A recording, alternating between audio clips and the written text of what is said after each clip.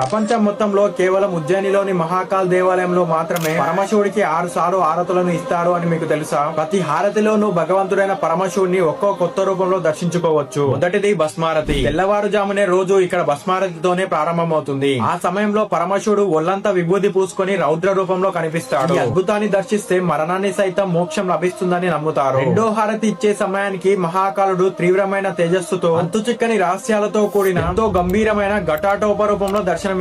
మూడో హారతిలో పరమశివుని ఆయన అవతారమైన హనుమంతుని రూపంలో పూజిస్తారు. ఈ రూపం అపారమైన భక్తికి మరియు తిరుగులేని శక్తికి ప్రతీకగా నిలుస్తుంది. నాలుగో హారతి ఇచ్చే సమయానికి భగవంతుడు శేషనాగుపై కొలువై ఉండి దర్శనమిస్తాడు. ఈ రూపం ఈ సమస్త బ్రహ్మాండం యొక్క అనంతమైన రహస్యాలను సూచిస్తుంది. ఐదో హారతి ఇచ్చే సమయానికి మహాశివుడు ఎంతో మనోహరంగా మరియు కన్నుల విందుగా ఉండే పెళ్లి కుమారుడి రూపంలో దర్శనమిస్తాడు. చివర్లో జరిగే 6వ హారతినే శయన హారతి అని అంటారు. ఈ సమయంలో స్వామివారు ఎంతో ప్రశాంతంగా మరియు కరుణామయ స్వరూపంలో విశ్రాంతి తీసుకుంటారు. మీకు మహాశివుడు ఇష్టమైతే ఓం నమః శివాయ అని కామెంట్ చేయండి.